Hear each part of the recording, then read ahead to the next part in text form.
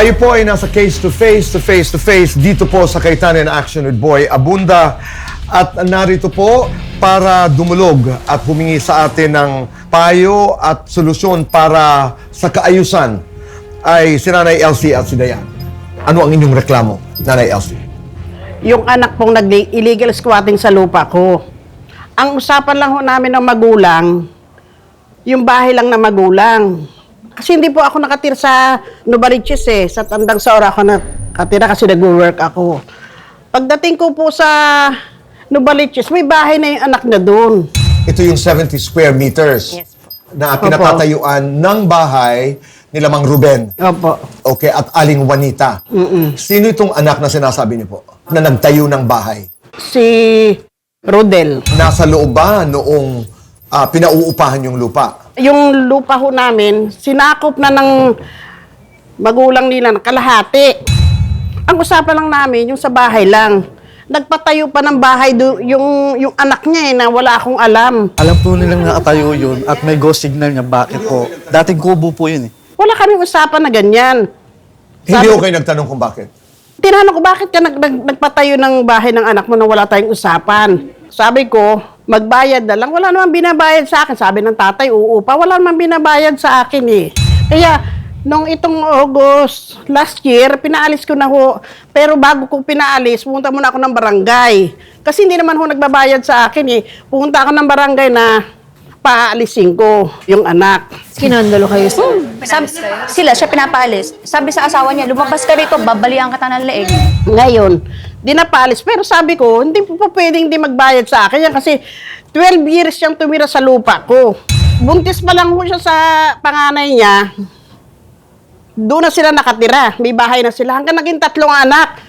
Andun pa rin nakatira. Walang binabayad sa akin kahit 5. Porkit may nakuha akong pera sa kanila, na unti-unti. Iba yung usapan sa amin, iba yung sa anak Sabi ko, kailangan magbayad yung anak mo. Meron ho ba kayo, Nay, kasunduan noong magulang o di kaya ni Rodel, sila ba'y pumayag, nag-agree na merong bayad, merong dagdag na upa ito pag kayo'y nagpabahay? Alam ko, dumating na lamang kayo doon at may bahay na. Pero noong nakita nyo at nalaman nyo na may bahay, nagkaroon ho ba kayo ng pag-uusap na, payag ako, pero dapat may bayad? Nag-agree ho ba kayo ng amount, halimbawa, kung magkano ang upa, dagdag na upa, noong anak? Sabi ko, magbayad ng 1,000. Wala namang binabayad 1,000 Yung bawat ano, month. oo. Okay. Doon yun sa 70 square meters Oo. na tinatayuan ng bahay nila Mang Ruben Oo. at Aling Juanita. Yes, then. 1,000 per month po. Sila pa rin yung nasunod sa presyo. Silang nagdemand ng 1K per month. Opo. Sila ang nagdemand. Kinumpute daw nila yun. 140,000. Kasi masyado nilang inabuso yung kabaitan ng nanay ko Bakit mo sinabi, Diana, sila ang nasunod sa presyo? Yun po yung sinabi ng mama sila ko. ang nagsabi? Yes po. Okay. Na magbabayad na lang ng 1,000 per month. Kami nga po magkakapatid, di na po kami nag-agree doon. Buhay pa si mama, siya yung may-ari ng lupa. Hinayaan na lang po namin siya. Pero hindi pa rin po sila nagbayad. Okay. Balikan ko lamang yung sinabi niyo po, Nay. Palibhasa, nakahiram ako sa kanila ng pera. Oo. Dahil doon ang gagaling ang issue. Ikaw daw ay nanghiram sa kanila una ng 30,000. Dahan-dahan, utay-utay. Ito'y umabot ng 120,000. Totoo ho ba ito? Totoo po yun. Kung meron ho kayong pagkakautang na 120,000, ayon sa kwento, ay ang sinisingil nyo naman po, kinumpute nyo na utang ni Rodel ay nagkakahalaga ng 140,000. Oo, so 1,000. At dito nagkaka-problema. Yes po. Tama? Yes po. Okay. Nay, but there was a time na ikay magbabayad na sana. Ito po, magbabayad na ho kami nung pandemic kasi pinagbabayad nila kami. Yung isa ko pong anak, may tricycle ho yun. Sinanla niya yung tricycle niya para pambayad sa kanila. Pagdating ho doon sa barangay, ayaw nila tanggapin yung pera. Pag-iisipan daw. Nalaman ho namin dahil hindi kumpletong 120,000. Hindi po ganon. Ang sabi ng lupon, tanggapin nyo na to kasi ang pagpapaalis ho is 3 months. January po yung binibigay namin yung kalahati, 60. After 3 months, March, bibigay ulit yung kalahati. Hindi po nila tinanggap. May pera kami 120 nun Ang gusto lang namin, pag alis, bibigay namin ulit yung kalahati. So may pag-uusap na Oo, ganoon. kasi sabi kasi 60 muna, tapos Oo. 120 pag kayo'y umalis. Oh, yun yung sinabi ng barangay. After 3 months, ang pagpapaalis, ibigay yung kalahati. Sinong pinaalis niyo nun? Si Rodel o pati na ang Lahat. Yung- mga magulang? Lahat na. Yes po. Oh. Sa magulang naman, ang usapan, totoo ba na hanggat hindi kayo nakakabayad, ang interest ay yung inyong upa na 350 Opo, opo, pesos. oo. Totoo po yan. Opo. So ngayon, nasaan po ang pag-uusap na ito? Bakit po tayo dumulog dito sa Cayetano Inat? Kasi po, di matapos-tapos yan. Kung may utang ako sa kanila, may utang din yung anak. Mag-quits na lang kami para matapos na. 140 yung utang sa akin ng anak eh.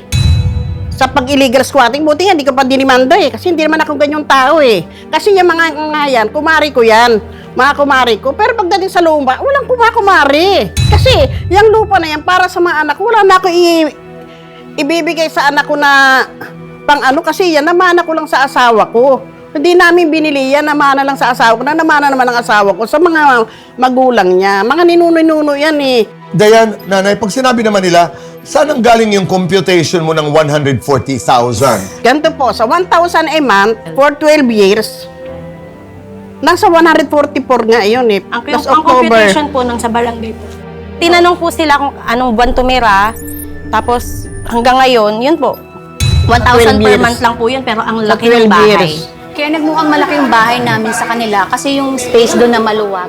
Si mama ko nang naglilinis nun everyday kasi hindi naman ginagalaw ng anak niya yun. Ginawa ko nga ho, binakuran ko kasi yung bahay ng anak niya. Pahaba ng papati yung likod kong bakanting konti. Sinasakop na nila eh. Mas malaki pa yung bahay nila sa akin. Tapos, mas maganda pa yung bahay nila sa akin. Yung bahay ko, semento lang, hindi pa nga finish yan. Hollow block lang eh. Hindi ko pa mga bagawa kasi wala akong pera. At saka habang dinudulog na po yan, pinapaalis na sila ng barangay. Paganda pa rin po sila ng paganda ng bahay. Naririnig ko po ang inyong kwento. Mamaya ay makakausap natin si Kuya Alan at tingnan natin kung paano masusolusyonan ang problemang ito. Tito Boy, hindi naman daw po sila nag-usap-usap na meron talagang 1K na renta para dun sa lupa. O pinahintulutan naman daw po sila With na... permission yun, Tito Boy. Kasi parang, sige, magpabato kayo dyan, ganyan. Kasi eventually, sa inyo din namin yan ibebenta. Okay. Mukhang lumalabo itong usapang ito dahil parang ang sinasabi niyo ay kabaligtaran ang Opo, sinasabi. pinapabulaanan po nila lahat. Maraming salamat sa inyong dalawa. Hello, Rowena, Rodel. Maraming salamat. Narinig niyo ang aming pag-uusap Opo. kasama si Nanay Elsie at saka si Dayan. Opo. Ano ang inyong reaksyon? Lahat ng halos- sinasabi nila, Halos lahat, kasinungalingan. kasinungalingan. Lahat po na nangyayari sa bahay ng nanay ko, pati dun sa kwarto na tinutuluyan ko, lahat po yun ay may go signal ni Ate Elsie. Sinungaling talaga.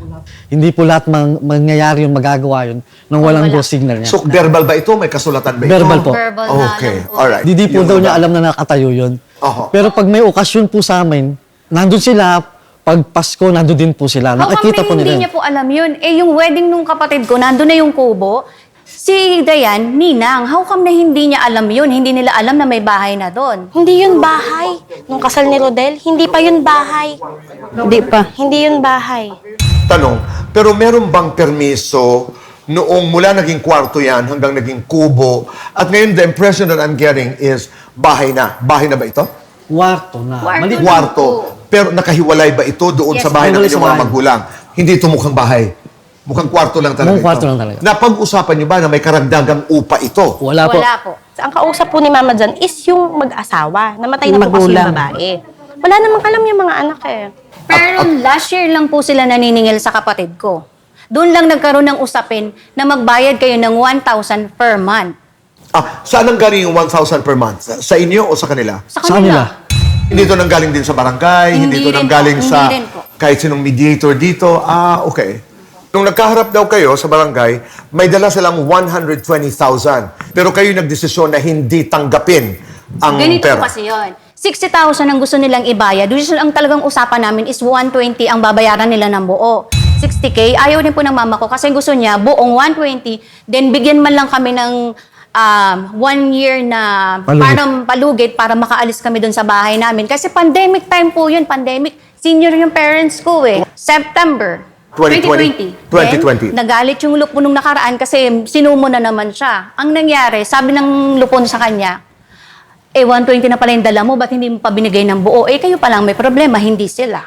So, hindi sana tapos na yung problema ninyo, hindi tayo paulit-ulit dito. So, bali, kung tama ang aking pagkaunawa, hindi totoo na 120,000 ang kanilang dala. Dahil kung 120,000 pesos ang kanilang dala, tinanggap nyo. Yes po. At ang hinihingi nyo, ang ibinibigay sana nila ay 3 buwan daw para ang inyong pamilya ay lumisan doon sa lugar. Ang hinihingi ng inyong mga magulang ay 1 taon. Yes po. So, nasaan ngayon itong kasong ito sa inyong pananaw? Actually, sabi nila, dinimanda na nila kami. Nasa higher court na yan. Wala naman pong ganon. Maganda ang reputasyon ng pamilya ko. Masisira lang dahil lang dito. Nasa 120K lang. Namatay po ang mama ko dahil dyan. Sa stress niya po dyan. Tapos yung kapatid ko nakaratay po, 5 months na ngayon sa lung center. Kasi nga po, sa stress din dyan. Kasi tuwing susugod sila, hindi naman po palaawa yung kapatid ko. Tuwing susugod sila, nagmumura sila, nagwawala sila, pinalalayas nila. May video pa Last ako nun. time, yung asawa niya po, sinabihan ni Elsie na, lumabas ka rin dyan, babalian kita ng liig. May video po kami. Wala kang sinabing babalian ng buto. Wala akong sinabi. Sobra naman. Actually, siguro mabait naman talaga yung parents niya. Siguro just because of the pandemic, nagkaganon yung utak niya. Close po kasi. Sobrang close po ninang sa kasal, ganito. Abay, ninang ulit ng anak ko. Parang, ha? So, anong nangyari? Yun nga po yung tanong. Hindi rin namin alam. Ba't Anong biglang nangyari? naging ganun? Ang ganda po. Sabi, ang ganda pangako po ng talaga sa samahan. parents ko, kayo din ang bibili niyan someday, kaya pabato nyo yan, bahala kayo. Bakit ngayon, nabenta na namin sa iba yan, may bibili ng iba niyan, ganitong presyo. Tapos malalaman lang namin, binibenta rin dun sa kamag-anak na sa murang halaga lang. Kayo ba ay willing na umalis doon sa lugar? Yes Opo. po, from the start, opo. Sa anong kondisyon? Bayaran yung 120 na utang. At bigyan tapos kayo ng palugit. Opo. Palugit po, kasi gigibain po namin yung... gaano katagal? 1 year pa rin po yung nare-request ni Papa ko eh. Para sa aming magkakapatid yan, hindi para sa ibang tao. So wala ho kayong plano ibenta? No. Ang naririnig ko ngayon ay itong isang pagkakaibigan na tuluyan ng nasira. Yes po. Mamaya ay kaharap natin ang mga abogado at sa Kuya Alan at tingnan natin kung saan tayo mapupunta. Opo. Tito Boy, yung pagpapatayo daw po nila ng bahay doon, wala naman daw po talagang go signal yun. Kaya nasasabi nila na nag-squatter sila doon. Tsaka parang sila lang daw po yung nagdesisyon doon. Tapos wala po talaga silang balak na ibenta sa kanila. Kina-claim nila na 60 lang daw po yung ibinabang pera. Sinasabi po nila na 120K daw po buo yung Lupon pa binigay daw po nila. mismo yung nagbayad sa harapan. Pero ako nalulungkot ako dito kasi ngayon ko na-discover lamang na magkakaibigan pala talaga ito. Opo. Kaya tingnan ho natin kung saan mapupunta itong pag-uusap na ito. Kaharap ang ating mga abogado at si Kuya Alan. Dito pa rin po sa Case to Face sa Kaitan in Action with Boy Abunda. Kami magbabalik po.